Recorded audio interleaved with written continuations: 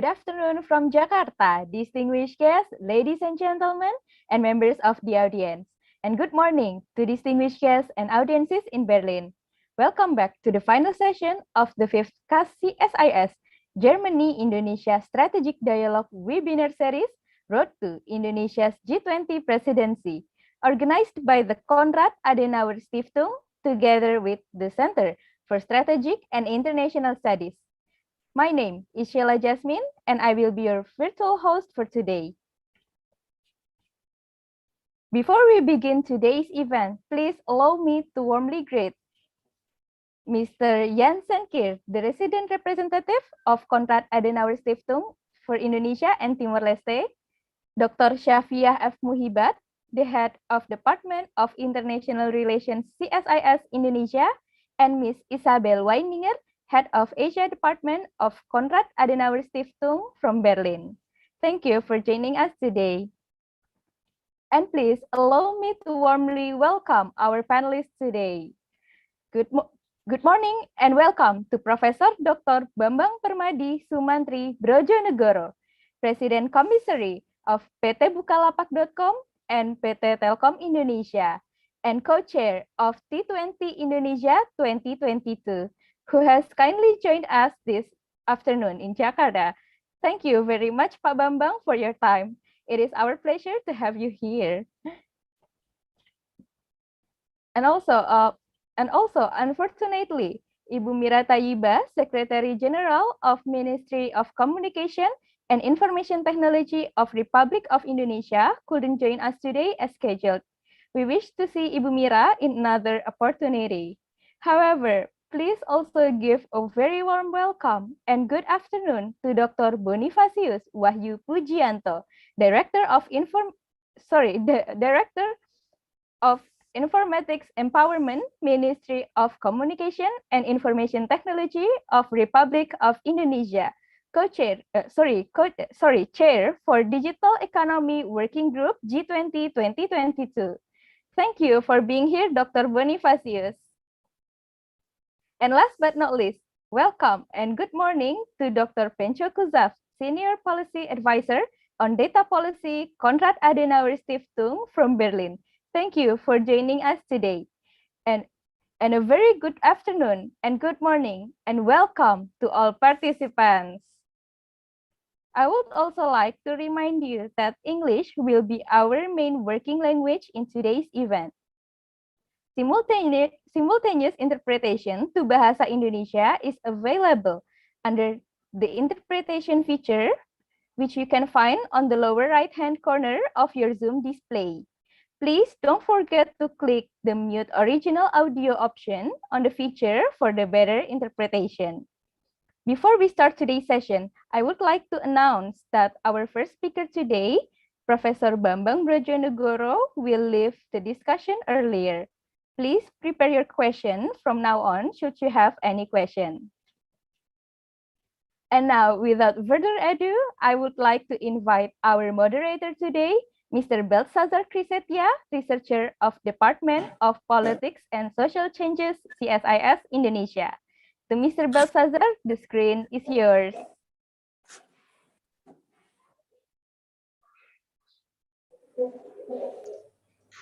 Thank you, Sheila. Hello, everyone. Hello, ladies and gentlemen. Welcome to the final session of the 5th CAS CSIS Germany-Indonesia Strategic Dialogue, Road to Indonesia's G20 Presidency. Thank you, Sheila, for introducing the panelists and the moderator. My name is Beltsazar Krisetya from the Departments of Politics and Social Change, CSIS Indonesia, and I will be moderating and be your humble guide for today's session. Today's session is titled Prospect for Preparation and Promotion of Digital Transformation under the G20. Before I'm going to deliver some housekeeping notes, I would like to greet again the speakers who has been joining with me today, a lineup of esteemed panelists that has made notable contribution in shaping the agenda of digitalization in Indonesia and Germany. Good afternoon, Professor Bambang Brodjonegoro.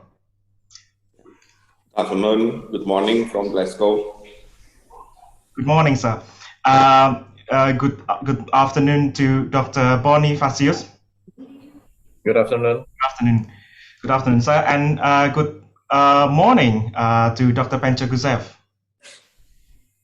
Good morning. Nice to be with you today. Likewise, Dr. Pencho Kuzev. Again, we deeply regret that Ms. Mira Taiba, the Secretary General of ICT Ministry, cannot join with us today due to the changing circumstances in her official travel. Regardless, she sends her warmest regards to all the panelists and participants today and wishing us all productive discussion. So some housekeeping notes before we begin. First, participants on Zoom can access the English to Indonesia interpretation on the bottom panel of your Zoom window. Second of all, participants can ask the question directly right from the very start of the webinar via Zoom's Q&A feature and YouTube's live chat. I will then relay the question to the speaker should the speaker wants to answer the question verbally. The session will consist of 60 minutes of presentation from the panelists, 20 minutes for each panelist, followed by 60 minutes of Q&A session. As has been conveyed by Sheila, I would like, however, to ask permission to all the panelists and participants to hold an early Q&A session for Professor Bambang Brodjonegoro after Professor Bambang's presentation, as he will move to another engagement an hour from now.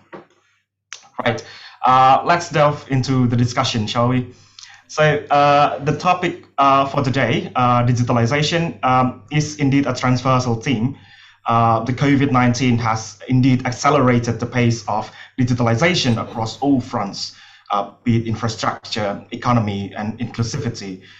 It has become apparent that competitiveness depends on connectivity, and yet Indonesia and Germany seem to have persistent digitalization issue domestically, let alone within the means available in the G20.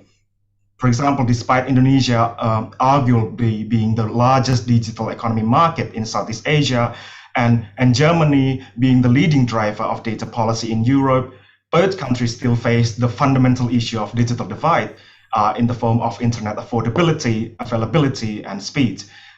Germany mostly experienced it between big cities and municipalities across the federation, while the archipelagic Indonesia experienced different level of connectivity across the island.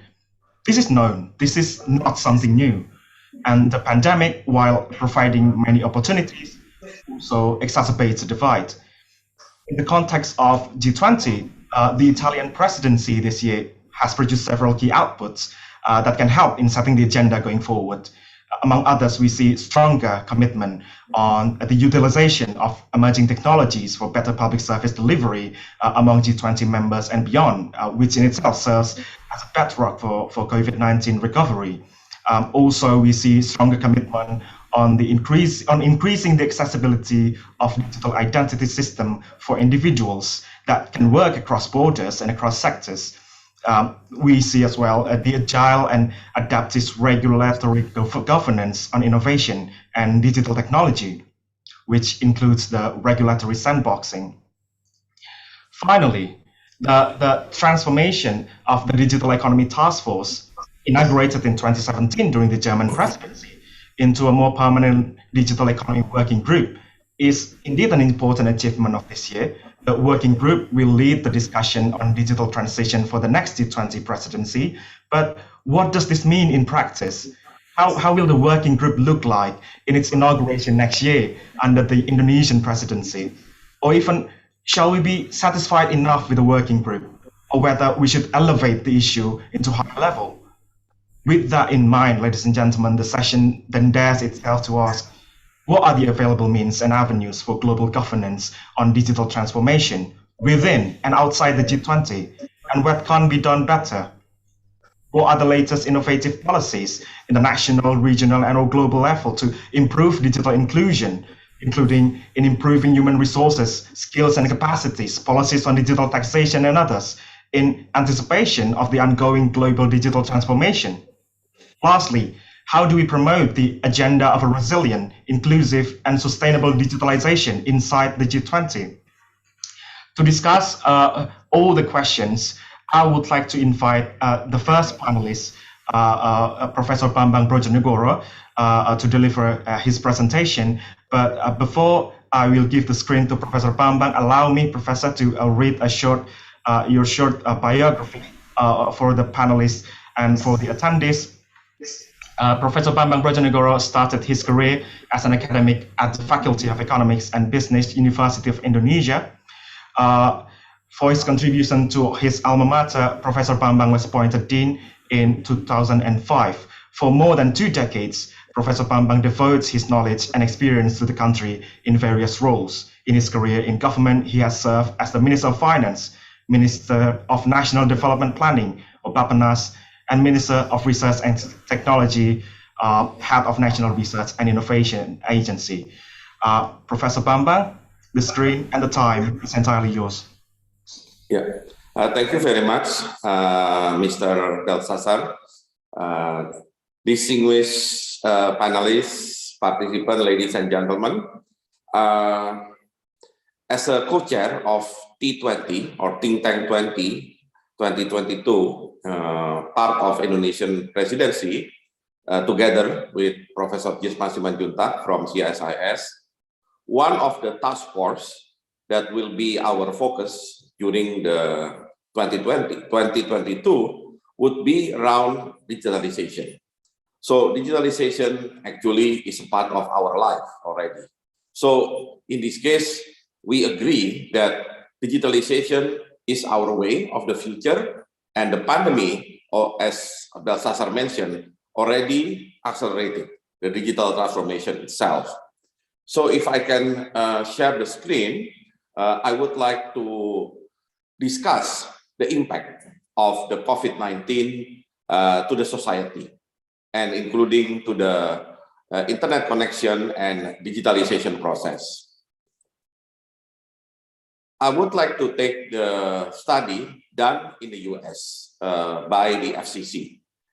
Of course, the survey is about the US, but I believe the result of the survey is quite similar everywhere in the world, especially in Indonesia as well as in Germany. First of all, we know very well COVID-19 disrupted our children schooling activities, and especially, of course, at the elementary school up to the high school. So, of course, the education needs to continue, and online education will be the answer during the pandemic. And of course, the COVID also has the impact on the healthcare. As we know that, of course, there will be limitation in terms of medicine staff to support the number of affected people by COVID-19. But at the same time, the service has to continue, especially for other type of disease. I mean, hospitals, doctors, nurses, not only taking care of people with COVID-19, but also they have to take care of others. And of course, one solution to keep giving the good service for people affected by other than COVID-19 disease would be through the telemedicine. So of course, even in the health sector, the digitalization has been accelerated. And as we know very well, everywhere in the world, people stop working from their office, or basically people stop going to their office because they want to avoid any potential crowd. But again, economic activities needs to continue, business needs to continue, and digital transformation is the answer. Working from home, WFH, has become the latest trend and slowly becomes part of our life. And sometimes we feel much more comfortable with work from home. And especially today, with this webinar, in which some speakers in Jakarta, some others in Germany, in Berlin, and myself now in Glasgow. But still, we have this webinar simply because we follow the digitalization of our activities. And of course, the impact would be on the internet traffic. The internet traffic has jumped quite significantly, actually quite drastically, during the first months of the COVID-19. As a President Commissioner of Telkom Indonesia, I can tell you that the demand for internet from Telkom, called IndiHome, had jumped rapidly during the first month.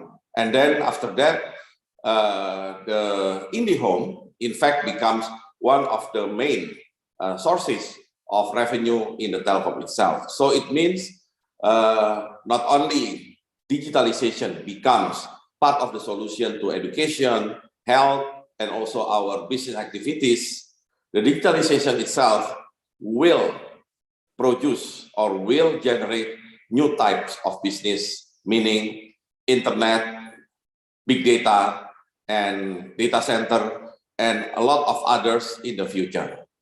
And at the same time, of course, we are happy that digitalization could be a solution.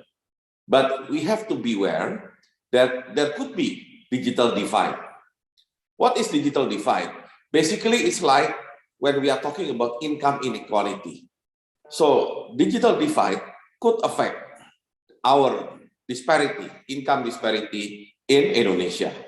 Of course, the example here coming from the US case, in which with the internet traffic going rapidly, then basically it is continuous 24 hours a day, 7 days a week, then digital divide persists and deepens. Subscription experience upstick, but non-adapters persist. So this is very important. Some of us could be, adjusting very perfectly with this digitalization period. But beware, some others could be more than the ones that, already adapted to the digitalization life. Non-adapters persist. Different parts of Indonesia. And not only people that do not have income, but also happens to people that might be a bit reluctant to the advancement of the technology. And then, as a result, non-adapters are further cut off as in-person's options disappear. As you will rightly understand, that with the digitalization, of course, people with the digital exposed will survive, they will win if there is any competition, but people with no digital access or people reluctant to digital access will be cut off from the competition, cut off from mainstream activities. And of course, the definition of digital divide that we need to explore further in Indonesia, first about broadband capable network. The access to broadband, the quality of the broadband, and of course, anything related to internet will be under this category. And people with advancement of adaptation to the technology, people, of course, with enough income will be able to support their activities using, any broadband needed. However, in this case, we exclude mobile wireless. Although we know that the penetration of mobile phone in Indonesia is basically 100%. Almost everybody in Indonesia has access to mobile phone.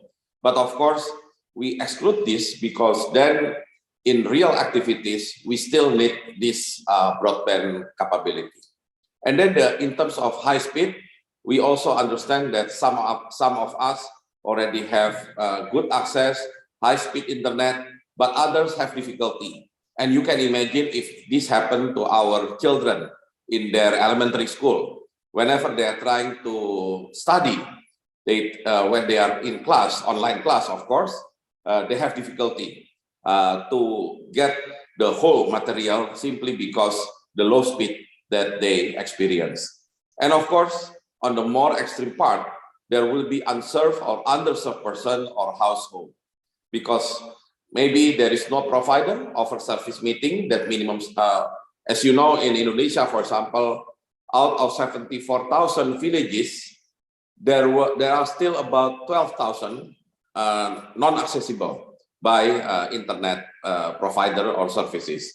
And of course, there are also conditions in which no broadband service is available or purchased by some groups. So of course, in this case, we are happy Indonesia already accelerate the digital transformation, but we have to beware on this digital divide. That's why the expansion of infrastructure is very much important, and the penetration of provider is as important as the infrastructure itself. So I would like to move to the next part, in which we are talking about small and medium enterprise. We know that small medium enterprise is a backbone of our economy. In terms of GDP, around 60% of GDP. In terms of number of businesses, 90% of total businesses in Indonesia, as well as number of people working for the SMEs. So during the pandemic, of course, there will be disruption to the small and medium enterprise.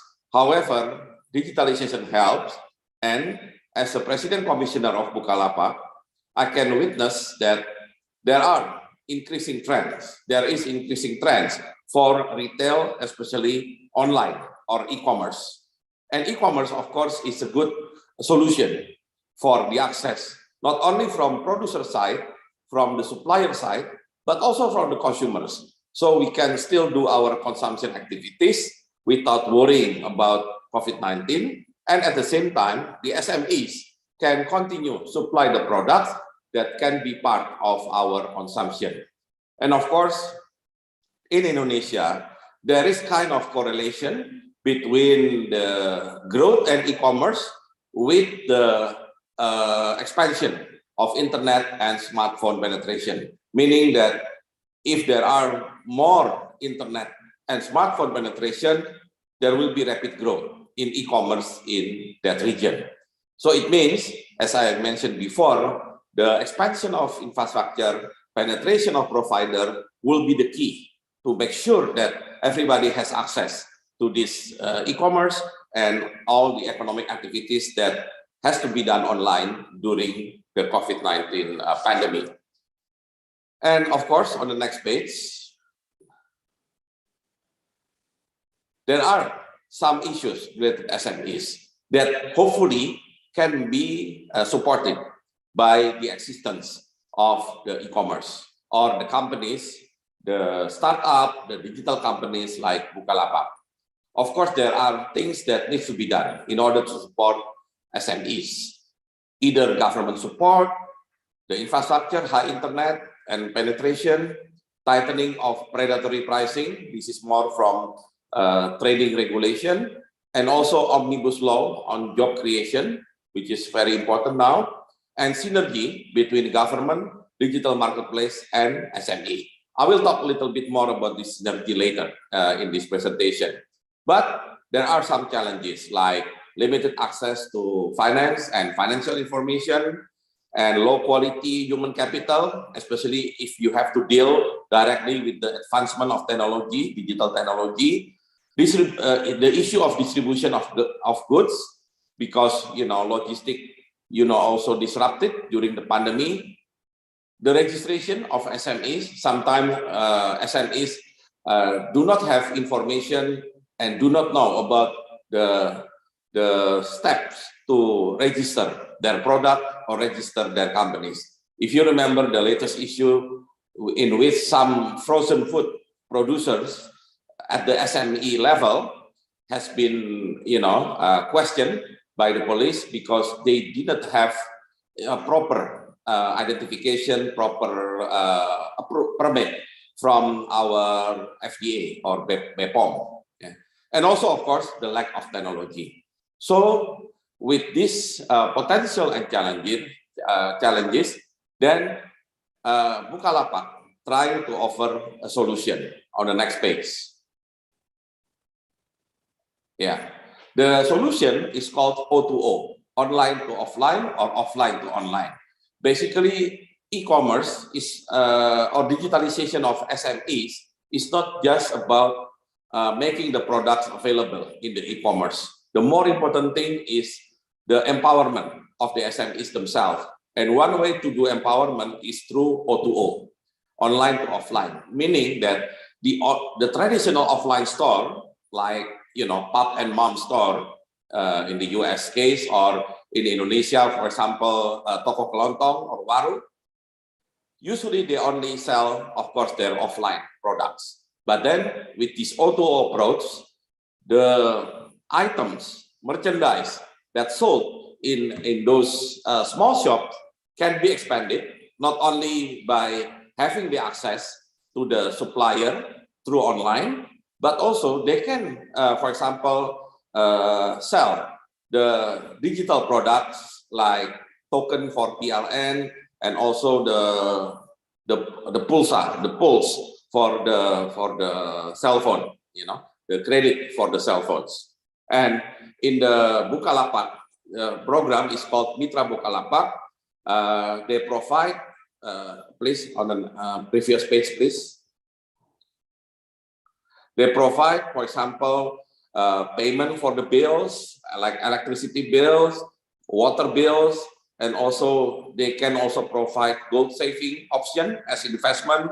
They can do transfer of money and also type of investment, and they help the warung, the small shop, to do the bookkeeping. So it means there will be not only more products to be sold, but also empowerment of the small shop themselves. On the next page, you can see some examples of the Mitra Bukalapak, in which they have extended reach. It means that they can have extensive network of SMEs across Indonesia that enables access to unbanked and offline customers. And then they also provide the application called Mitra Bukalapak app, in which it is designed for ease of use and compatibility, including for internal management, customer relationship management, and also for inventory management and bookkeeping. And of course, it will improve the well-being, because the Mitras, Mitra Bukalapak participant, enjoy benefits including financial inclusion, simpler inventory replenishment, and access to wide array of physical and virtual product offering, as I mentioned before. And then, of course, our main goal is sustainable growth, to make sure there will be sustainable growth in competitive advantage as Bukalapak continuously builds upon its Mitra platform. It means Bukalapak will not stop their innovation. They will keep improving and expanding the app in order to help the traditional warung. So previously, traditional warung has limited income opportunities, higher cost of goods sold, as well as missing some sales opportunities. With the Mitra Bukalapak, they can have better margin, more income opportunity, and efficient stock up. And of course, it will be a better business that improves their well-being. On the next page. Now, as the chair of Economic Empowerment Program in Kadin, I will work with many digital companies, many startups, to digitize SMEs. And as I mentioned, digitizing SMEs is not only about the marketplace. It has to help the SMEs through the technology end-to-end, or basically it creates kind of ecosystem for digitalization of SMEs. And in Kadin, the program will focus on 4 areas: agriculture, fishery, business retail, including like Mitra Bukalapak, and also small industry. And we will cooperate not only with Bukalapak, but also with other partners, digital partners, like Aruna for fishery, Tanihub for agriculture, and also Yayasan Dharma Bakti Astra for industry, for small industry, as well as some fintech and digital bank. Because at the end of the day, those SMEs needs financing. And not only they get financing, not only they get technology support and access to the marketplace, they can also have the training for them in order to understand about digitalization. They will get infrastructure support, and also hopefully the value chain will be simplified, meaning that if you are let's say agriculture producer, you can sell your product directly to the big wholesaler rather than going through all the intermediaries. So hopefully this project can be scaled up during our 5-year tenure at Kadin, and hopefully it will impact much more SMEs in Indonesia. It means digitizing SMEs would be one of the important solutions to do poverty alleviation. And I believe that will be our thought regarding the digitalization in Indonesia, in which SMEs will be the focus, but at the same time, we have to understand that digital divide needs to be solved. We don't want digital divide becomes part of the problem with higher income inequality. Thank you very much. Assalamualaikum warahmatullahi wabarakatuh.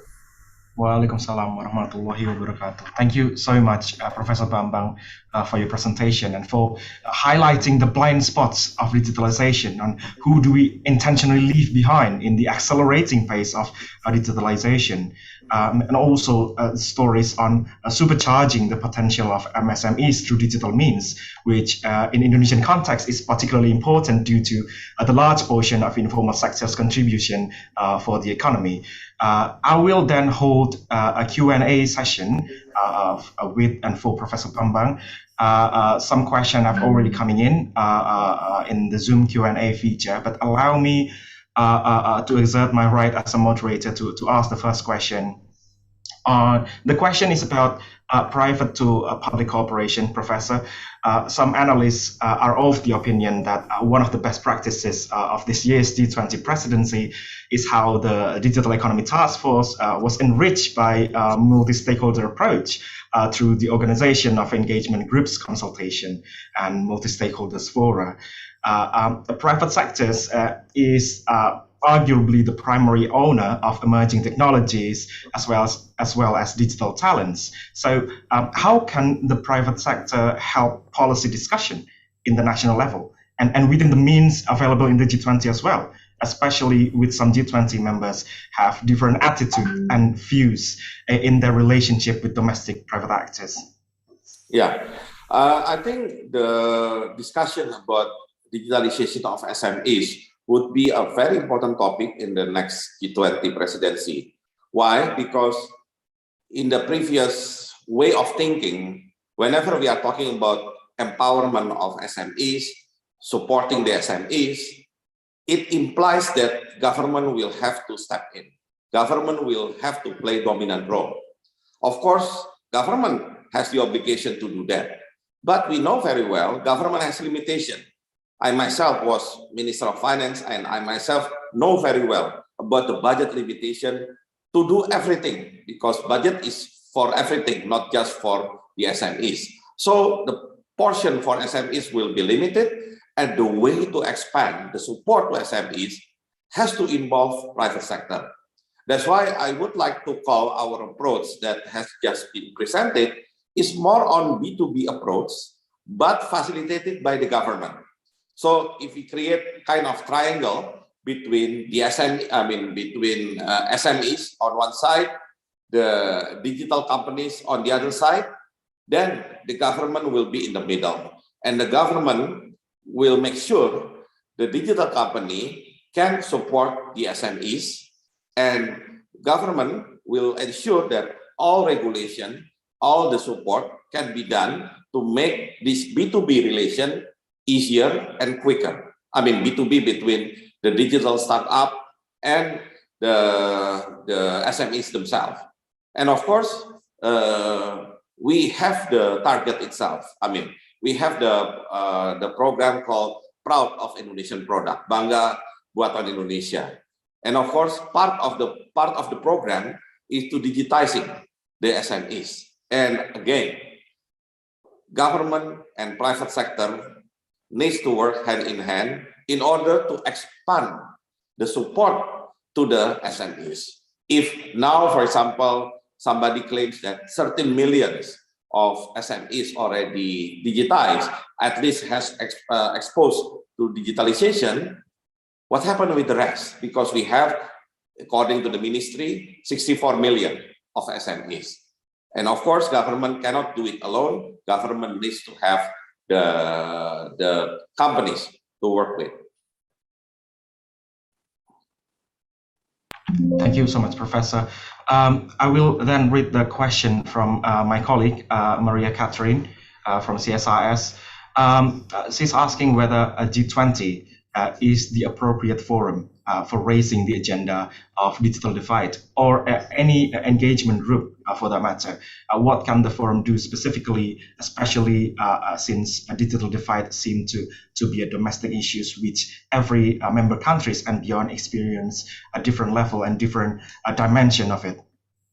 Yeah, since the reference to my presentation regarding digital divide comes from study by FCC in the US, then is certainly G20 is the proper forum, because again, US, the largest economy in the world, and now their concern is no longer, of course, they do not have concern more about poverty, but they're concerned about rising income inequality. And of course, they will try to find out why income inequality is rising in many advanced economy in the world. And maybe one of the answer is digital divide, especially during the pandemic. And if we do not do anything, digital divide can be broadened. And of course, it will make income inequality or income disparity issues hard to resolve, you know. I mean, because if you just give, for example, the direct cash transfer, it might not solve the digital divide that will make one group going much faster than the other. And don't forget, the beauty of digitalization is to increase your productivity quite significantly. And you can imagine if, let's say, both of us, one of us has access with the highest productivity, one other doesn't have the access, and as a result, they will be way behind. I mean, the gap will be even wider. So I think, yes, G20 would be a right forum. Thank you, Professor. In relation to that, the fact that we are still having trouble in implementing digital governance, there is a question on Zoom whether our laws and regulation can keep up with innovation. What if the innovation happen at a much faster pace than our regulation can catch up, especially with the bureaucratic hindrance? I believe that this is a question related to regulatory sandboxing and how it relates to the entire startup ecosystem. Yeah, I think regulatory regime will always be behind to the innovation, any type of innovation. So one way to solve the problem, I mean, as you mentioned rightly, first is through sandbox, and secondly, by having more flexible approach to the regulatory, enforcement itself, meaning that the regulatory might not be there, but at least the government is more flexible to adapt, you know, by using some kind of emergency regulation, or maybe giving special treatment, as long as, of course, it won't violate, the basic law and human rights. Thank you, Professor. I will then would like to ask yet another question related to the MSMEs.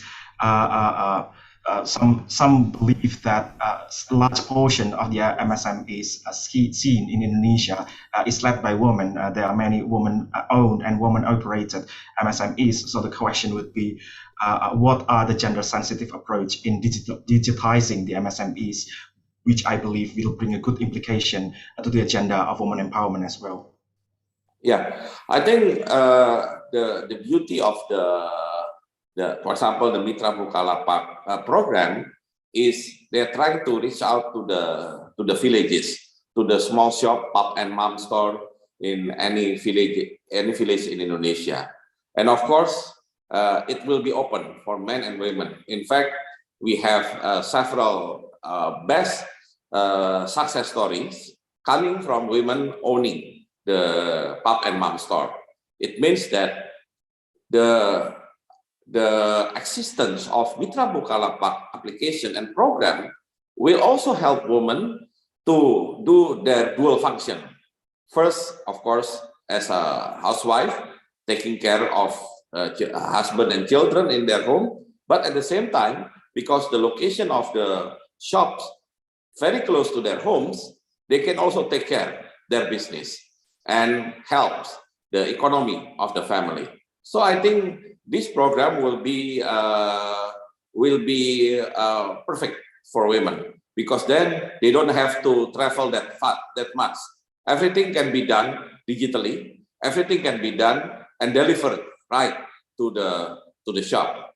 And remember, this is O2O, online to offline or offline to online. Thank you, Professor. And finally, the last question that I've received on Zoom. Professor Bambang, you mentioned how recovery and growth is being led by retail and e-commerce sectors. But is proper digitalization also happening in other sectors? What are the stories of digitalization, of the rapid changing pace of digitalization in other sectors? Yeah, of course, digitalization in other sectors would be a bit behind, because, suddenly they have to go online, while previously they do 100% offline. So I would say, among all activities in Indonesia, at least, there are two that already, in line with digital transformation. First is e-commerce.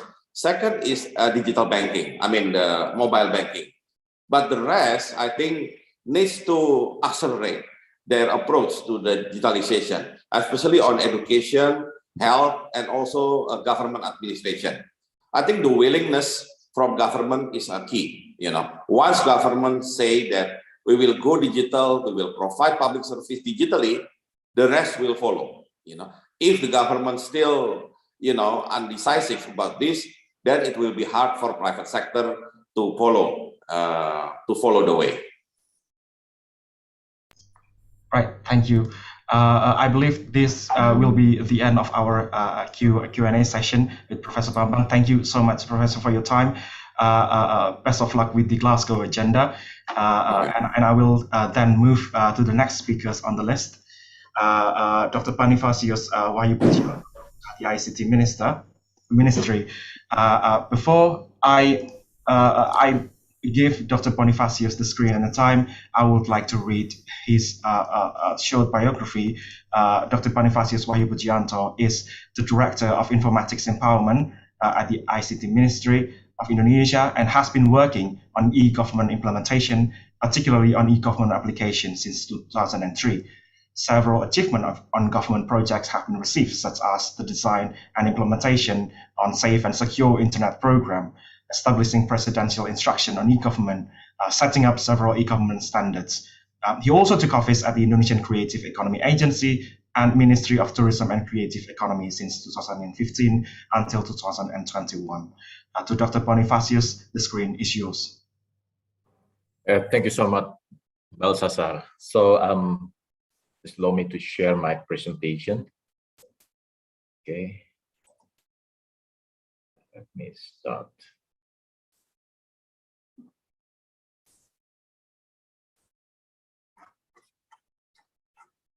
Okay, this is just a very interesting presentation from Professor Bambang. So it was a story about the digital transformation, the impact of the transformation on the small, medium enterprise, as well as for the startup industry. So here I would like to give a little bit story and also the data on how the government has give fruitful inspiration to some other domain. So in the first slide, everybody knows that the landscape of digital activity in Indonesia. So the internet users now is reach 202 million, or 73.7% of population. So the most interesting is comparing to the previous year. It shows that the internet user has increased 37 million users. So it is dramatically increased compared to the previous. Then 170 million active users from various social media platforms in average also the daily usage of every user's internet user is almost 8 hours per day. So the data shows that even though there is a COVID-19 pandemic, but it gave an impact and brought substantial change to the people life, transforming the people to digital and to fulfill their needs and adapting new behavior. So let me give you an example from the recent situation of industry. So this is the condition of startup industry. During the pandemic, Indonesia has 8 companies that has passed the unicorn milestone. But you have to notice there is 2 of them achieved during the pandemic, 2020 to 2021. So there are 2 is a Sendit and Ajaib startup. So this is more interesting novelties that we can find during the pandemic. And then here are the Indonesia preparing the national digital transformation to optimize the digital ecosystem. Our president has given 5 directions to accelerate Indonesia digital transformation. Yeah, the first is for sure is accelerate the expansion of internet access. It means the infrastructure, and then designing the roadmap on digital transformation, as well as the integration and establishment the national data center. And then preparing human resources is a key essential factor on digital transformation. At least, last but not least, also setting up regulation, funding scheme, and budgeting. And among them, there is a need of a robust digital infrastructure. It is the most important factor because it is boosting the connectivity in Indonesia. As we can see in this slide, Indonesia connectivity is supported by 3 layers. The backbone layers in the left side, and then the middle mile layers, and then the last mile layers. So in terms of the backbone layers, which consists of 340 kilometers of national fiber optics, which is laid down both on land, also ocean bed. It is to ensure the availability of stable connectivity. Professor Bambang already mentioned that the high-speed throughput is the most essential compared to the wireless. This is almost, if you look at the fiber optic, it is almost 9 times of circle Earth. Circle Earth is around 40,000 kilometers. So it's a huge number of fiber optic has been laid down. And then in the middle mile layers, this is combination.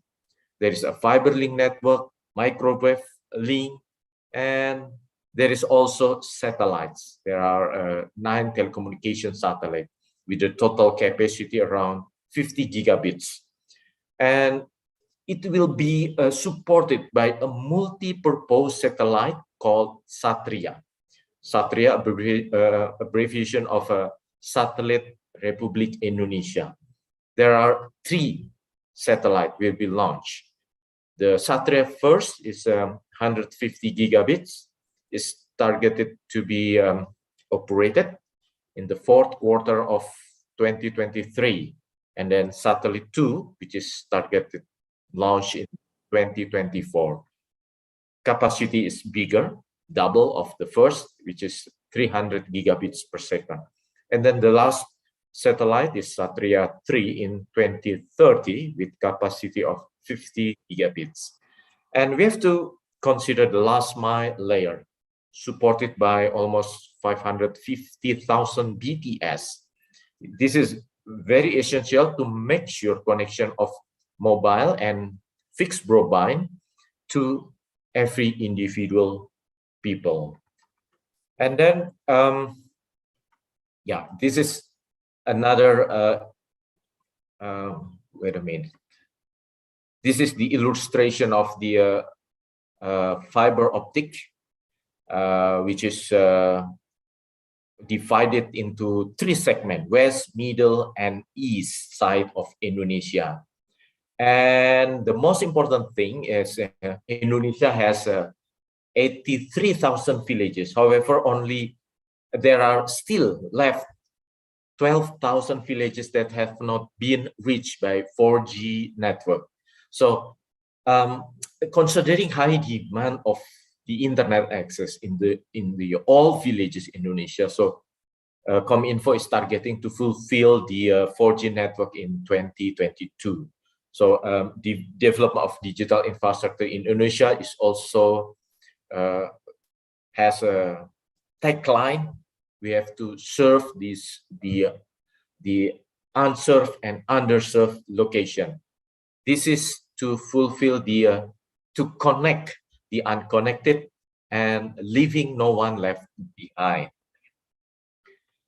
And since the National Digital Transformation Agenda, which is composed of 3 pillars, which is first is infrastructure. This is a fundamental infrastructure network, and then supported by 3 pillars: digital government, digital society, and digital economy.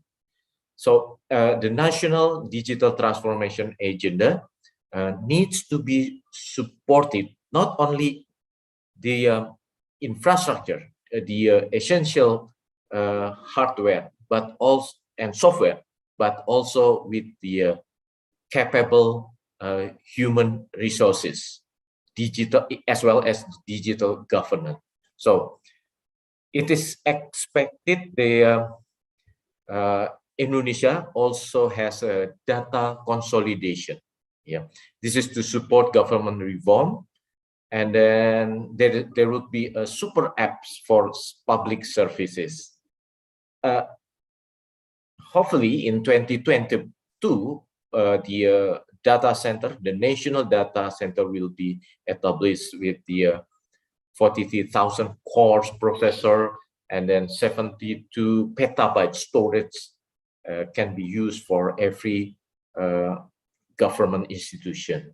And then Kominfo will provide like MTNC, that is the monitoring center, and then there's also a quality service center and quality experience center to support the 514 district city in Indonesia. Last but not least is we are designing the 5G frequency management.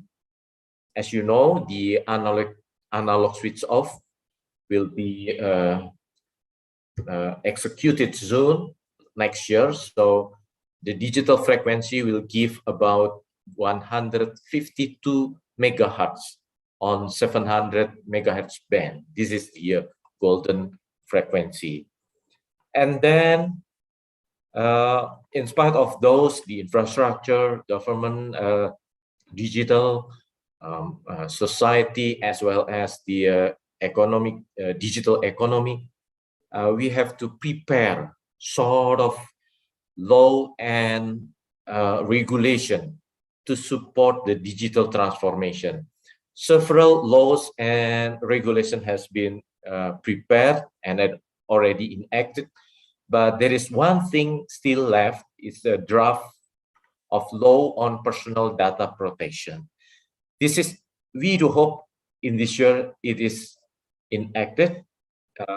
We're still in the process with the parliament to confirm this law. And then this is the most important part.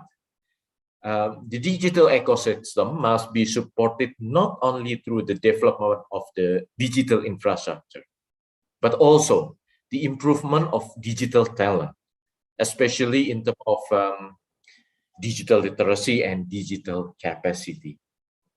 Now, if you look at the pyramid, the approach of digital talent development is divided into three layers or three skill level. So in the basic, it's in the bottom of pyramid. It is the basic of the basic skills of every individual should be known, which is the digital literacy. And then we can see the digital literacy is conducted by the National Movement of Digital Literacy. It is conducted by the Ministry of Communication and Information Technology. And then this effort is a collaborative effort among, I think it's almost 115 stakeholders. And then it is approximately targeted to 12.5 million people who are going to join in this program. And secondly, in the intermediate level, so we call it Digital Talent Scholarship. This is dedicated to enhance those people who wish to reskill and upskill the digital capacity. This program will generate about 100,000 new digital talent with distinctive knowledge and with the latest technology. And finally, at the advanced level, we call it Digital Leadership Academy. This is aimed to prepare leaders and officials in strategic level. 300 leaders and policymakers from public and private sector will be trained every year to advance the digital policy process in their institution. And this is the digital literacy program, which was derived from the President vision, actually. The digital transformation, if you look at the item number 2, it is human resources development. So which then translated into our program. So therefore, our minister has taken into account to build digital literacy in improving the cognitive ability of human resources in Indonesia to have their skill, not limited on just operating the digital devices, but also for others' capability. And this is the pillar, the implementation of the National Digital Literacy Program. It is based on 4 modules, or we can call it curriculum guides that cover 4 digital value, which is digital skill, digital culture, digital ethics, and digital security. These 4 modules are expected to be a part of the curriculum that will deliver to all the people who are joined the program. This is to build the productive, culture-based, ethical-based, as well as safe and secure internet. And then this is our milestone. The target of this program is to literate people until 2024, up to 50 million people. This is a very tough program. So every year we measure our key performance indicator to be able to fix up and to improve for better achievement. And there are some to make sure our program, so we jointly created the digital literacy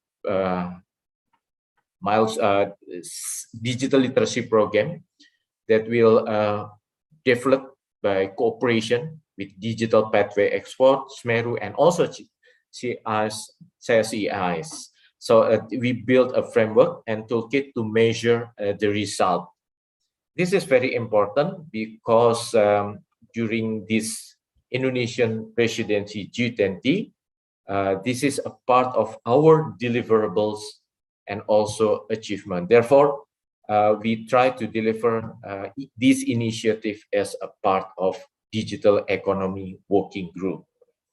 So if we look at this figure, digital skill and definition adopted from the several references that is from UNESCO, and then we created a toolkit composed of 3 components or pillar, element, and indicators. So there are 3 pillars in framework to measure. It's infrastructure, ecosystem, literacy, and empowerment, as well as job. So this pillar reflect digital skill ecosystem, and some element becoming the key factor to be a part of the survey and measurement.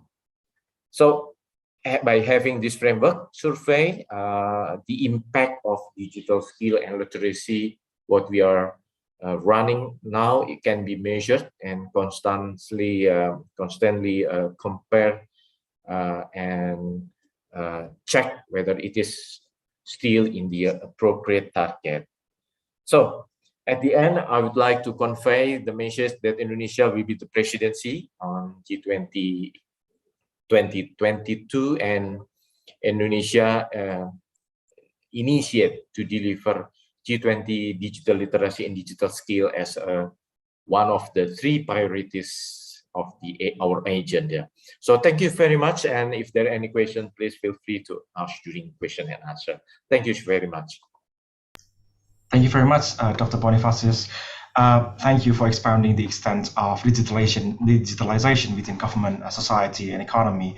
Also, for expounding the works of the ICT Ministry in providing infrastructure and digital skills for all, and how investing in people can help in reducing the divide.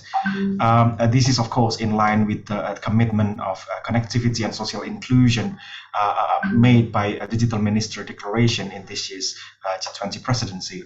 I will then move first to the third speaker, the third panelist, Dr. Pencho Kuzev. Dr. Pencho Kuzev is a policy advisor at the Konrad-Adenauer Foundation in Berlin.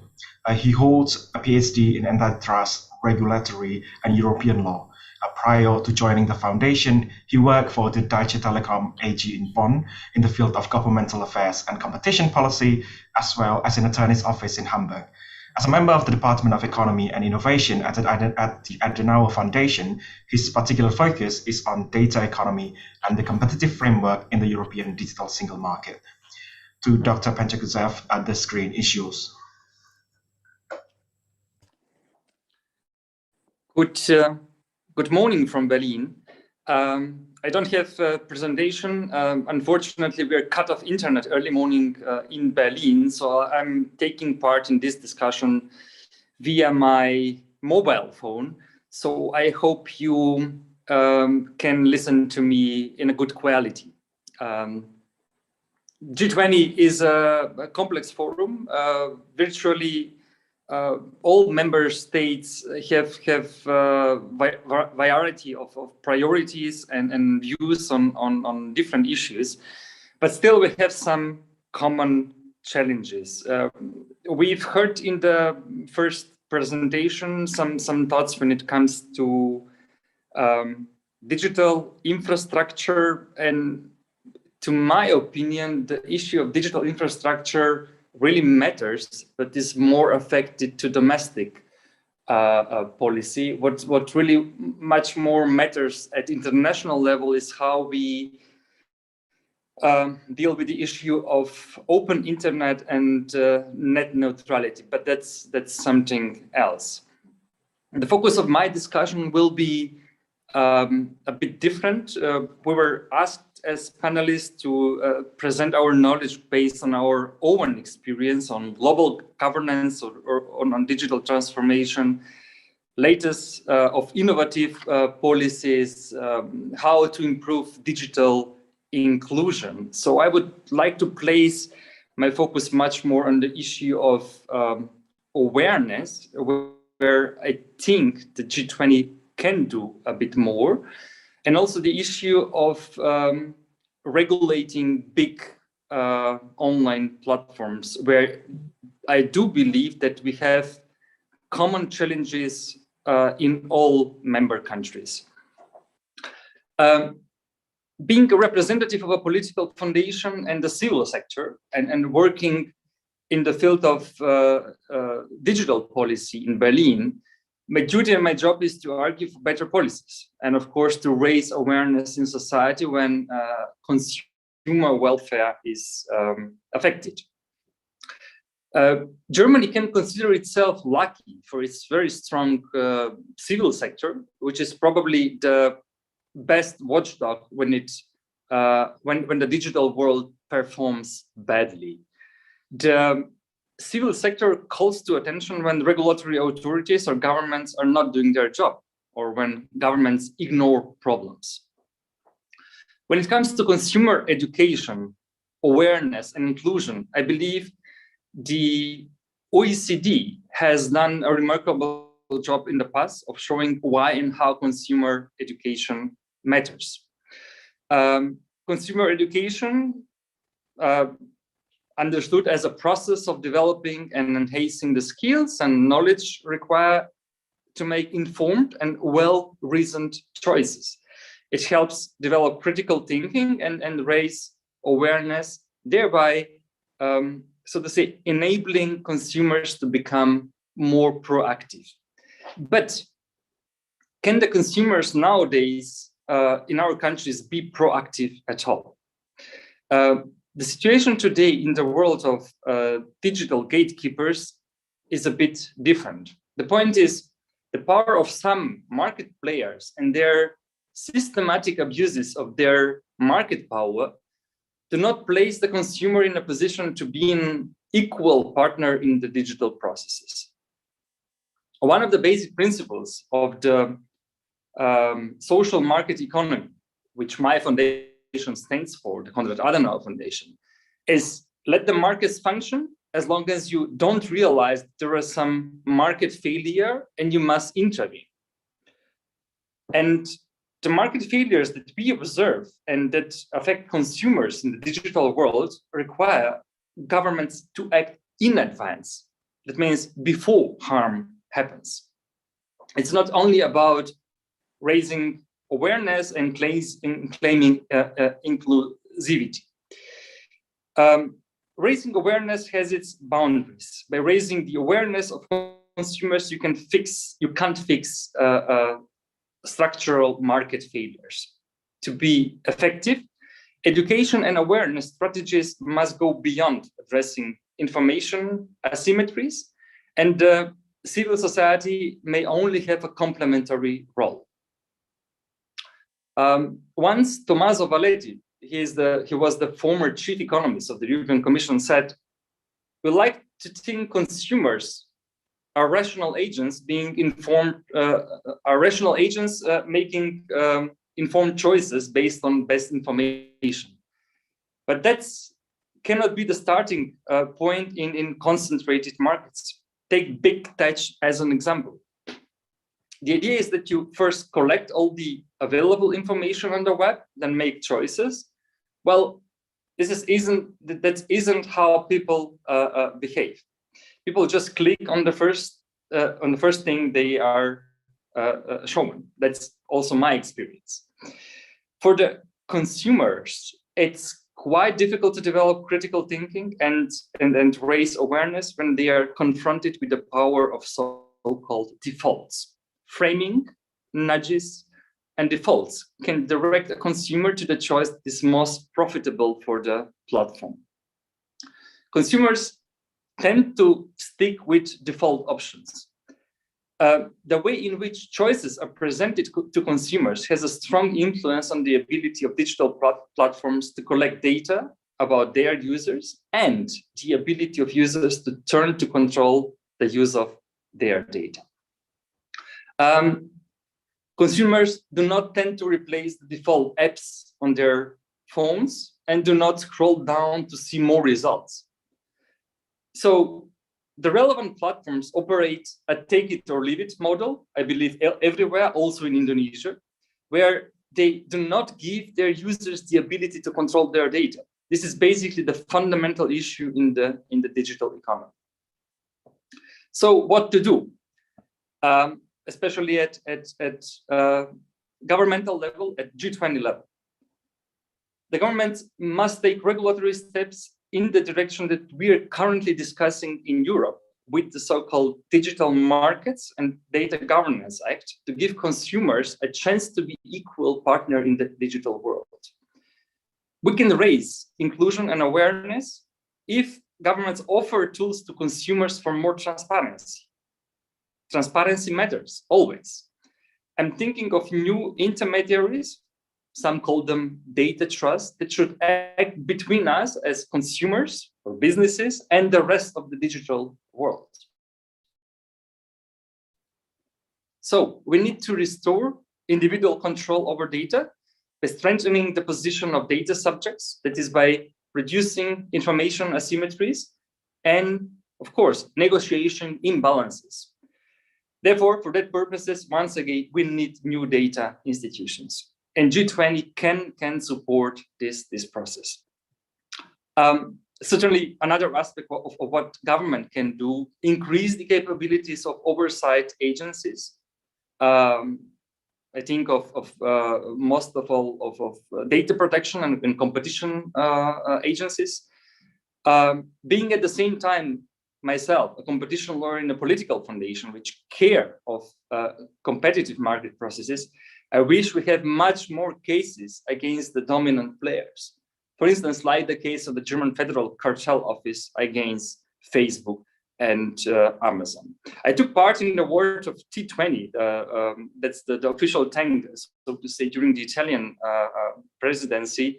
And I have drafted a paper when it comes to ex-ante platform regulation. So I would really recommend to our guests and speakers my paper. I would like to announce an event of Adenauer Foundation just in 4 weeks. That's the European Data Summit, where we are going to discuss all these issues, especially the issues of platform regulation, data intermediaries, and the issues of our data protection landscape in Europe.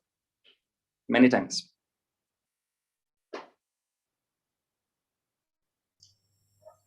Thank you so much, Dr.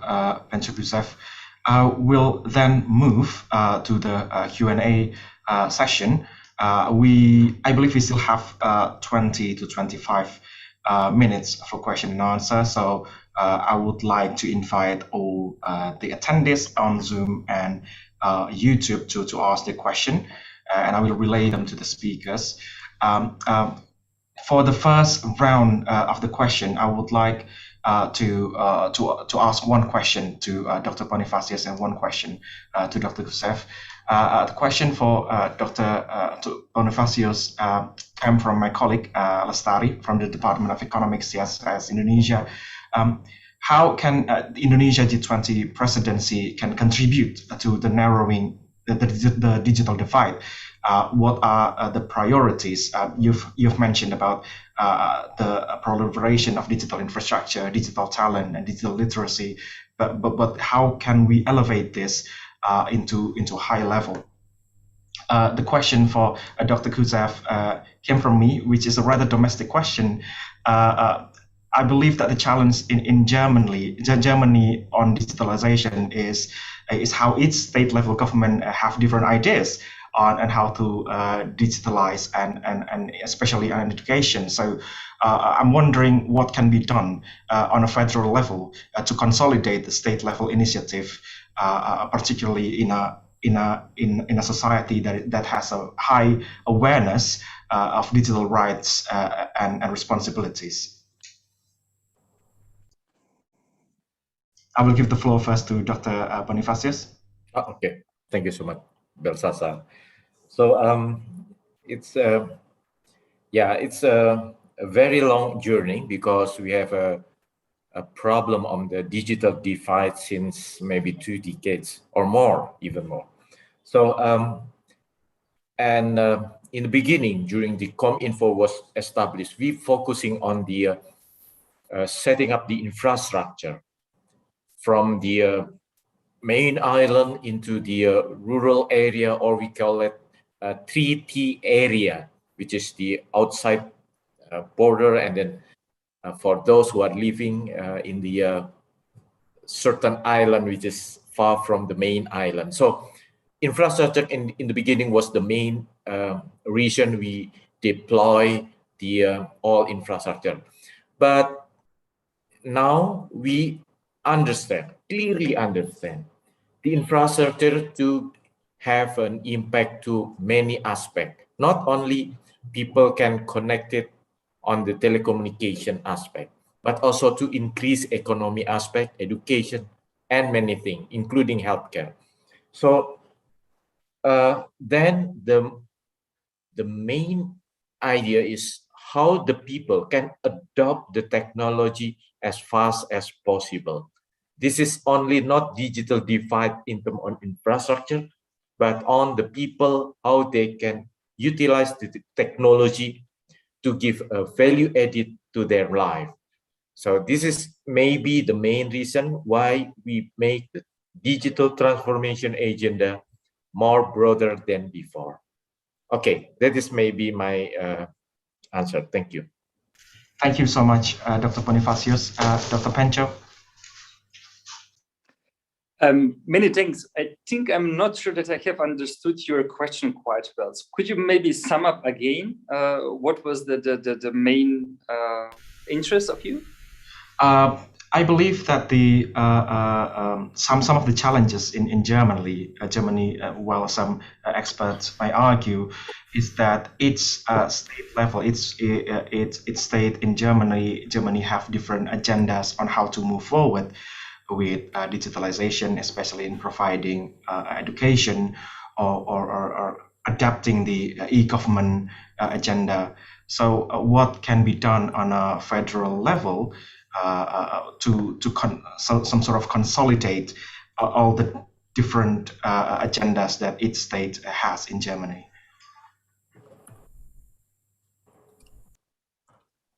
Okay, it's a really a domestic issue and not an easy issue. We have obvious problems when it comes to e-government because of the federal structure of the country.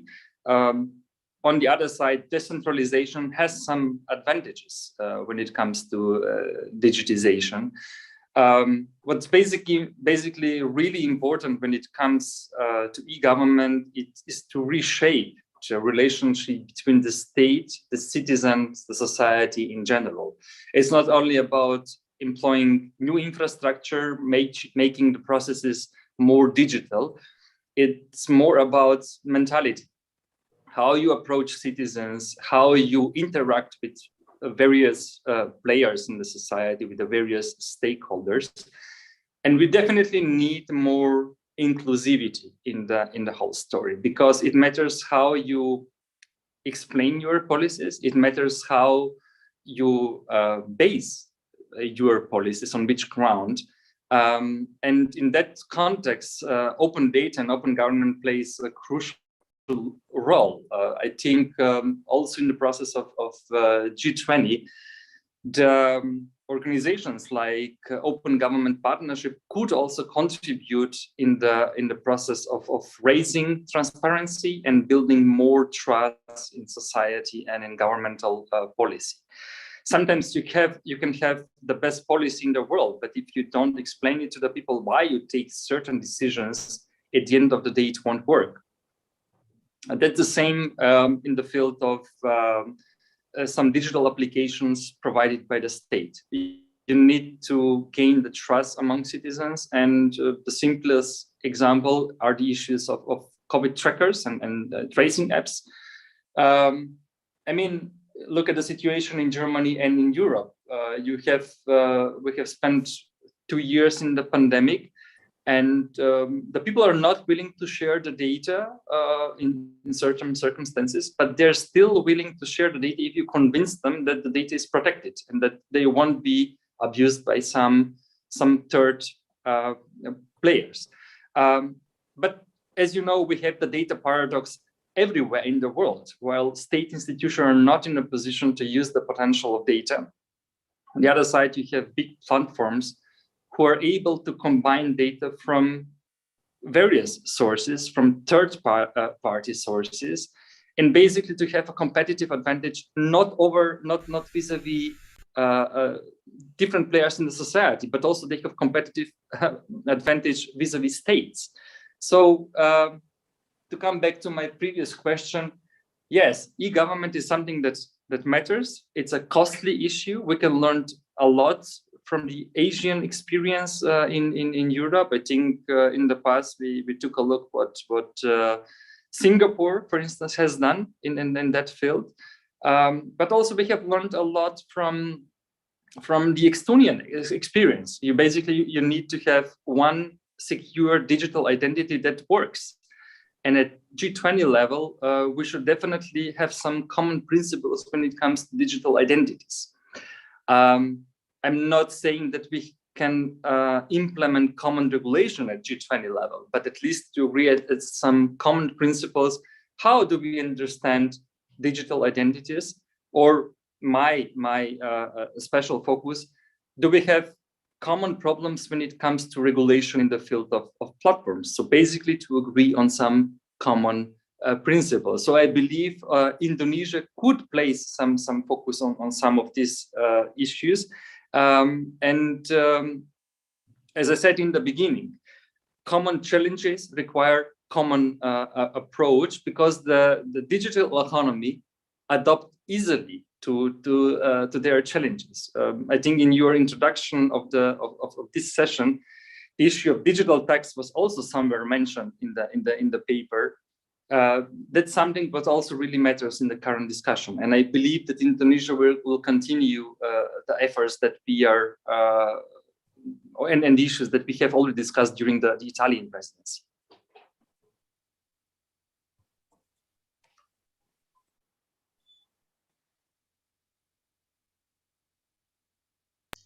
Thank you so much, Dr. Kuzev. I do apologize beforehand if my connection seems to be unstable. I seem to be having the issue of digitalization rather domestically as well. So I hope it doesn't interrupt the whole session. But I would like to move to the second term of the question, where I would give the questions to both of the panelists. The first is from Fitriani. This is a rather foreign policy type, and there's a global context to it, where in both countries, Indonesia and Germany are in the stage of adapting the 5G technology, and considering the global tech competition, is there any particular source of technology that both countries, Indonesia or Germany, will source its 5G infrastructure, specifically whether the country prefer a supplier from a particular country? The second question is, this is a bit related to raising awareness, where the nature of digitalization is indeed a cross-cutting issue. So how can the G20 Digital Economy Working Group coordinate with other G20 working groups to deliver a concrete policy direction, especially related to digital skills and literacy? For example, probably with the G20 Education and Labor and Employment Working Group.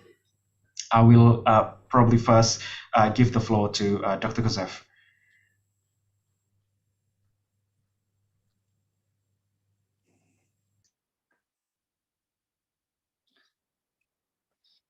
Thank you. There are many things to do in that respect, but I still believe that it depends on countries where to place their priorities. As I said in the beginning, continuity matters, and we should try to find some common approach on principles. And I think that if you see the problems that we are currently discussing in the world, actually the citizens in our countries have common challenges and common worries. And it requires more or less coordinated approach in various policies. I believe the issue of privacy is something that we can, where we should go forward, because as you know, we have the gold standard in Europe, but we're not sure whether our gold standard is going to be our competitive advantage or disadvantage at some point.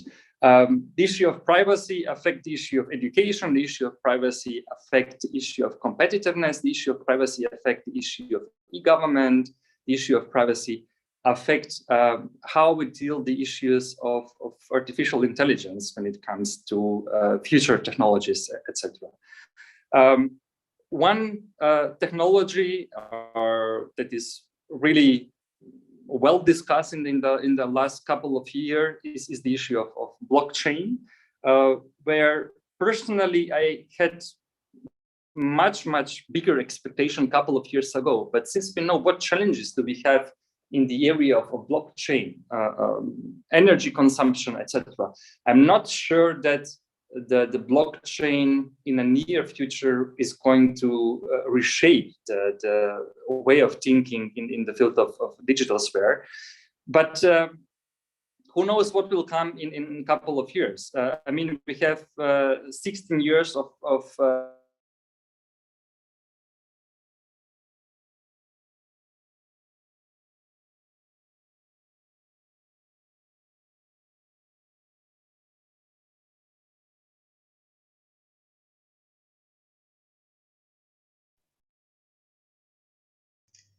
I believe Dr. Kuzev is disconnected temporarily.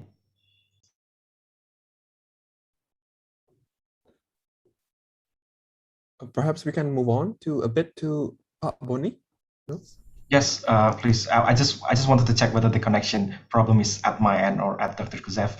So yes, Dr. Pani, your response to both questions, please. Okay.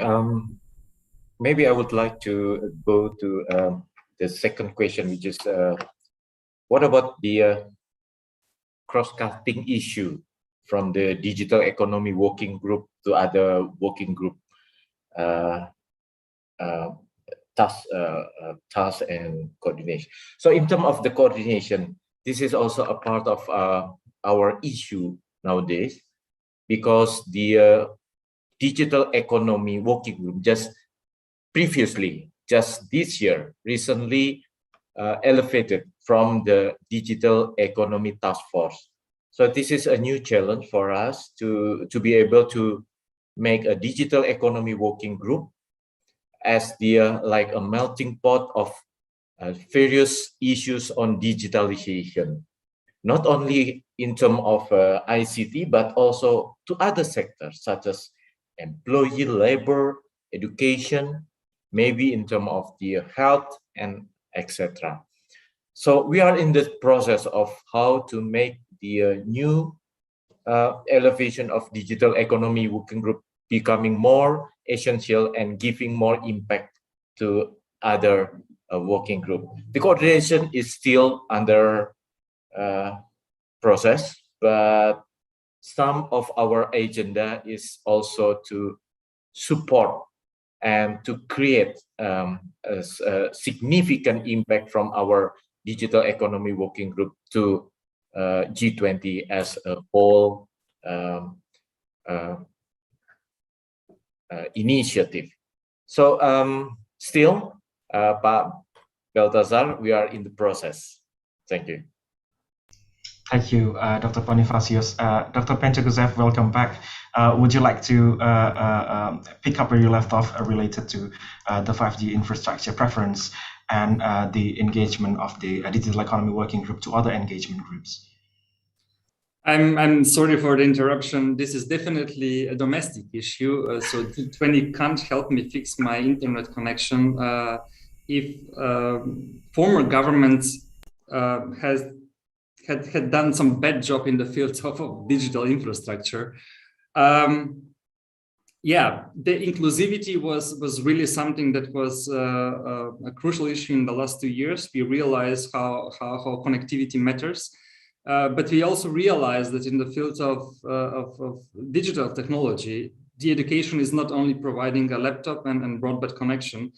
If the students, if the people in the education sector don't have the proper skills and software knowledge in order to cope with technologies, and definitely if this crisis situation continues, I think there is one positive momentum of it. It will drive more innovation and more efforts at international level to define standards, and to place more efforts and to invest much more in crucial sectors that really affect all of us. Because nobody wants to be left behind. And if we at G20 decide that education really matters, then it should really reflect our priorities and works in this field. So it's definitely something that should make us worries if this situation continues, because there are many people in the world who are left behind despite having good connectivity, but not having additional skills and software knowledge in order to take part in the crucial processes in the economy and in general. So that would be my short remark on this. Sorry, I couldn't follow up what was the previous discussion because of the internet connectivity. Thank you, Dr. Kuzev. For the last round of question, allow me to delve into domestic realms one more time. To Dr. Kuzev, there is a question from Rocky Intan related to concerns of privacy in Germany. Has digital transformation in Germany been accompanied by a similar level of consideration towards things such as privacy? I think the answer is obviously yes, but so allow me to reframe the question into, has the concern over privacy that maybe come from the high level of awareness of digital rights from the German people, has the concern of privacy become the driver or become the hindrance of a digitalization agenda domestically? And to Pak Bonifasius, the question of personal data protection has to come up. The question of personal data protection law or bill has to come up. So how can the G20 help Indonesia to improve the data and digital security so that cybercrime such as personal data leaks can be stopped? Because we've seen many instances of personal data violation throughout the year. And I believe both questions are rooted on the issue that some G20 members have different idea on how to govern the internet, have different idea on how to regulate the data or its relationship with private actors, how to govern cybersecurity and how to foster its talents, and which is why both of the question, although albeit happening on the domestic realm, is rooted on the splinter net, on the different ideas of internet governance around the globe. So I will give the floor first to Dr. Kuzev. Thank you. The issue of privacy in Germany is where the people don't want to make any compromises. And I don't believe that something will change in the near future.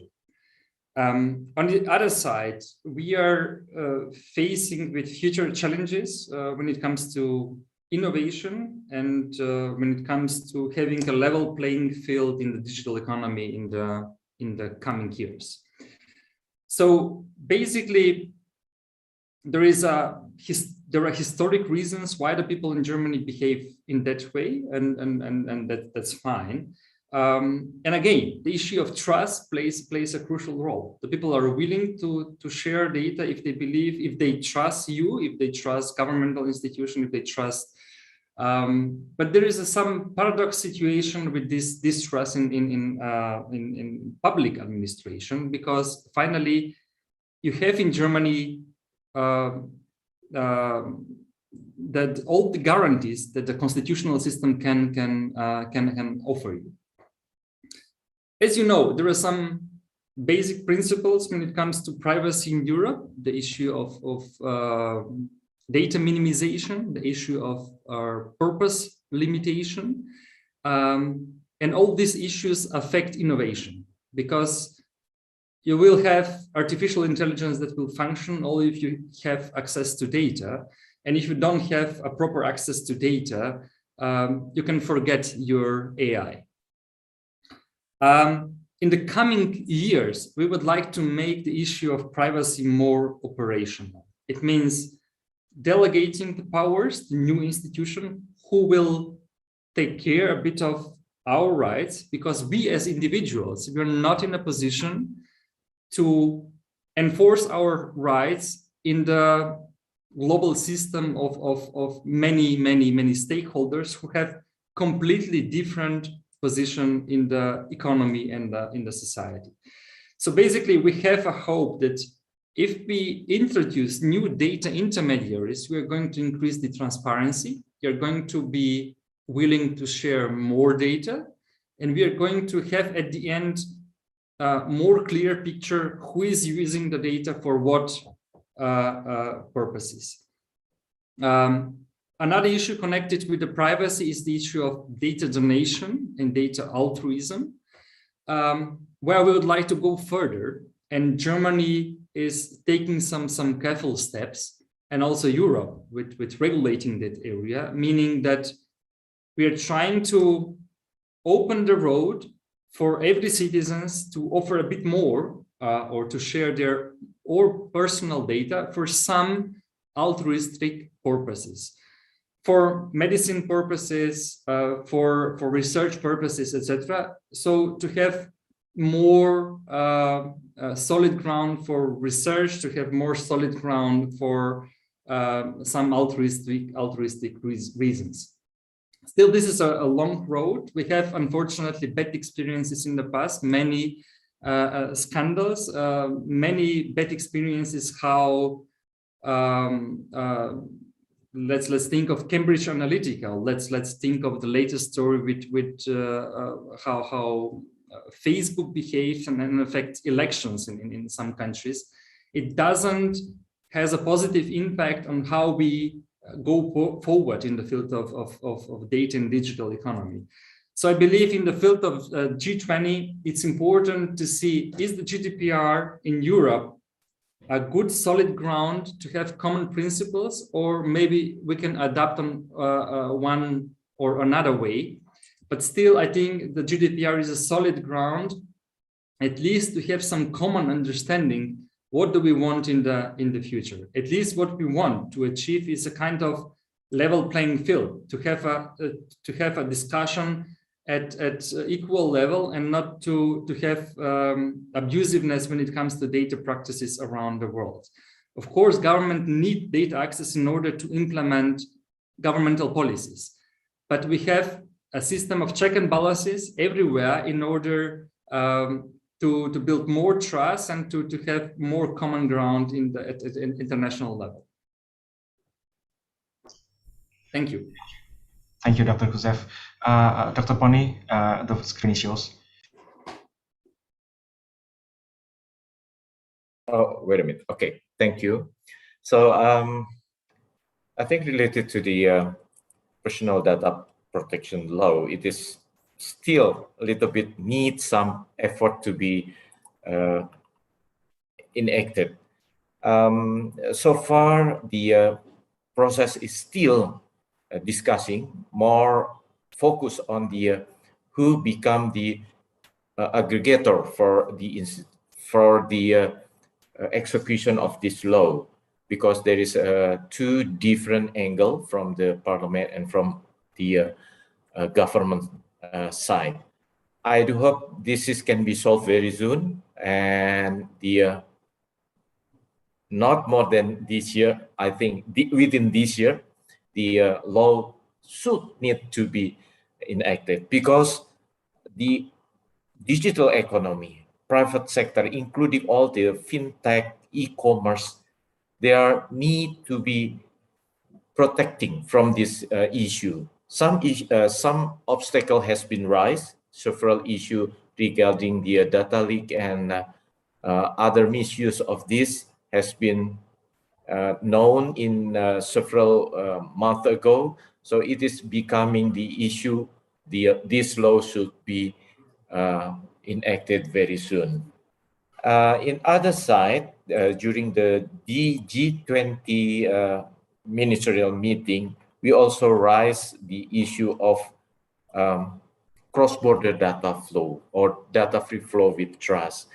This is also the other issue related how we secure the data, not only within the country, but across the country. So in spite of the three output that will be delivered by the Indonesian government as a presidency of G20, which is the first is post-COVID-19 recovery and connectivity, and the second is digital skill and digital literacy. But the third is very important, is about cross-border data flow and data-free flow with trust. So this is maybe the message why we have to prepare a more collaborative effort among countries as well as non-government organization to create a new or common understanding about the data free flow with trust or cross-border data flow. That is maybe the answer. Thank you. Thank you so much, Dr. Boni. I will now give each panelist a small moment to deliver their closing statement. But if I can ask to wrap your closing statements also based on the question that just came in from Dandi Ravitrandi, because this is something that is, I believe, apparent throughout the course of the discussion, that there is a gap of interest, there is a gap of ideas of how data is being governed between developed and developing countries. So regarding the common framework of data governance, many developing countries do not want to risk signing up for obligation that might constrain their hands.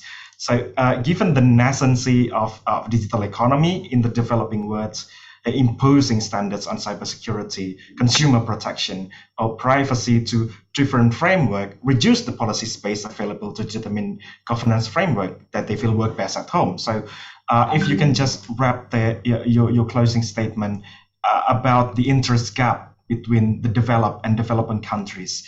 I will give the first opportunity to Dr. Boni, followed by Dr. Kuzev. Yeah, thank you so much. So maybe related to the G20 issues now, the world has changed. So the role of the digital innovation is becoming very essential, and the digital issues is now embedded and becoming a collective effort to overcome many challenges from the pandemic, including some issues of economic, labor, employment, maybe social, health, and as well as culture. So it is very important to notion that digitalization is not only contribute for quicker economy recovery, but also for sustainability after the pandemic. Thank you. Thank you, Dr. Boni. Dr. Kuzev?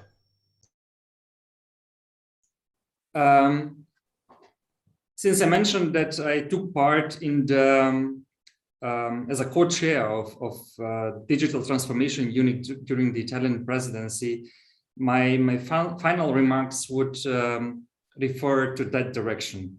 I believe G20 should try to implement a framework for the definition of online platforms that qualify as being of utmost importance for the normal functioning of economies and have a great impact on societies.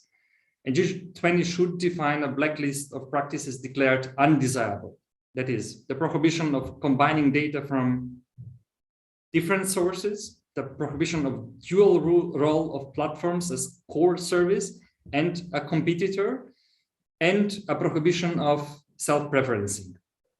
I believe there is a clear case for accepting a common approach in gatekeeper regulation, and I believe that the EU Digital Markets Act could serve as a model of data governance and would prevent the fragmentation of markets in the world. Many thanks. Many thanks, and that I believe can serve as a closing note for this session. I would like to extend my gratitude to all the speakers, Dr. Kuzev, Dr. Bonifasius, and Professor Bambang earlier, and I would like to give the moment back to Sheila. Thank you, Mr. Beltsazar, and thank you as well to Professor Bambang, who has left earlier, and to Dr. Bonifasius, and also to Dr. Pencho for your time. Now we have come to the end of the session, and also at the end to the end of the 3-day dialogue. But before ending today's event, I would like to welcome a couple of closing remarks representing the two organizations who have collaborated to make this event possible. I would like to invite Dr. Shafiah F. Muhibat as the head of Department of International Relations CSIS Indonesia on behalf of our Executive Director to give her closing remarks. To Dr. Shafiah, the screen is yours. Thank you so much, Sheila. Good afternoon, ladies and gentlemen, everyone who attended today's session. On behalf of CSIS, of course, our gratitude to all of the speakers for today's event. Professor Bambang Brodjonegoro, Dr. Bonifasius, and also Dr. Kuzev, and also, of course, all the panelists who spoke in the sessions yesterday and 2 days ago. So for us at CSIS, this has been a very rich 3-day event during which we discussed, I think, very important issues related to Indonesia's G20 presidency. And I think there have been a lot that we took note of, and hopefully, CSIS can continue to work to try to improve Indonesia's presidency at the G20 next year. 2 days ago, during session 1, we discussed about engaging an equal, resilient, and productive global economic recovery through the G20. We discussed the variety of policy instruments and means for recovery to ensure that we can cover the gap. I noticed that participants were interested in issues such as the gap in vaccine distribution, and also it was the main point of Indonesia's presidency. Yesterday, during session 2, we discussed about sizing momentum for sustainability through the G20. The 3 panelists discussed the lack of concrete actions from international forum like G20. There were a lot of criticisms posed towards existing international mechanisms, and that there is still prevailing problem that the varying degree of perception to climate issue. We also discussed relationship between sustainability, agenda, and climate issues, and which tend to be as much discussed, simplified into repeated policy instruments on carbon. And today, I think our discussion today really completed, our 3-day discussion where we discuss prospect for preparation and promotion of digital transformation under the G20. So we all noticed that we talked about how digital economy as part of Indonesia's G20 presidency has been provided a fantastic opportunity to rise and become our guiding light to recover from the pandemic. So again, thank you so much for all of the panelists, and also on behalf of CSIS, we would like to also thank Konrad-Adenauer-Stiftung office in Jakarta for the continuous cooperation with us. This is our 5th strategic dialogue, and hopefully, there are many more years to come during which our bilateral relations between Indonesia and Germany can work on very relevant issues in the years to come. So thank you again, and hopefully we will see all of you again in our next year's event. Thank you so much. Thank you for your excellent remarks, Dr. Shafiah. And please welcome Mr. Jansen Kir, Resident Representative of Konrad-Adenauer-Stiftung for Indonesia and Timor-Leste, to give his remarks on today's event. So, Mr. Jansen, the time and place is yours. Good afternoon also from me.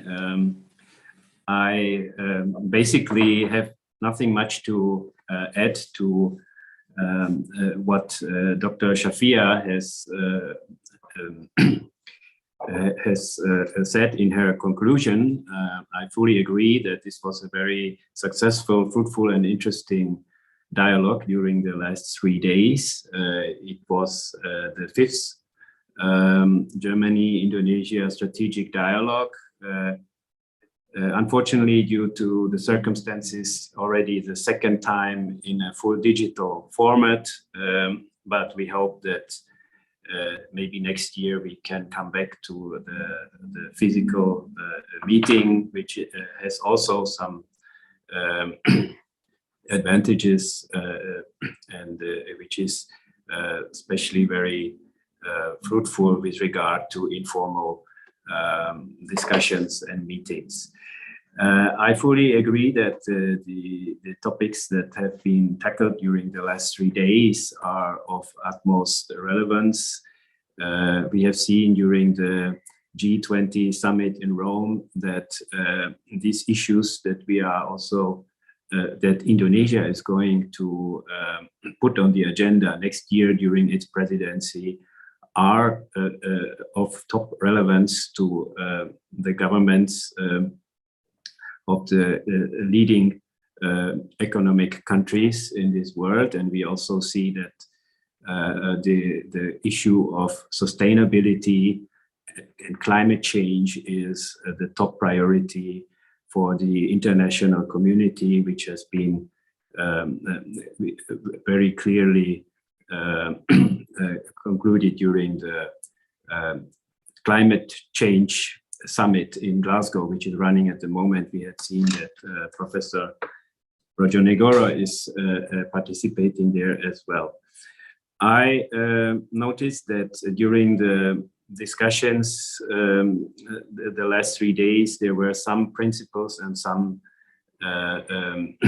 issues repeatedly underlined, namely the principle of inclusion, transparency, sustainability, fairness and equality. And I think this is important also for our agenda, what we are going to follow up next year.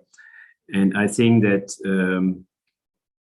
since CSIS is in the advisory board for the Indonesian government and also will head the T20 group next year, which is the group of the think tanks of the G20 countries. So it is definitely going to follow up with these issues and will be able to give a strong input in the academic and academic discussion and among experts and also stakeholders and decision makers on a global level. Beyond this, I hope that we can use some of the outcome and conclusion of our discussion also for other activities that we have here in Indonesia, but also in Germany. So I think that was a very useful and fruitful dialogue. I would like to thank as well all the participants, the speakers of today and the last 2 days, and of course the co-organizers and our partners, CSIS, the team of CSIS, and for the excellent cooperation. I hope that next year we can continue with our work and tackle some of the issues more into detail. So thank you very much, and I wish everybody a good day and hopefully to see you again soon. Thank you. Thank you, Mr. Sankir, for your outstanding remarks. Ladies and gentlemen, we have finally come to the end of our event. On behalf of CSIS, I would like to give my deepest appreciation for your attendance. May what we learned during the discussion today expand our knowledge further. Thank you, and see you at the next CSIS event.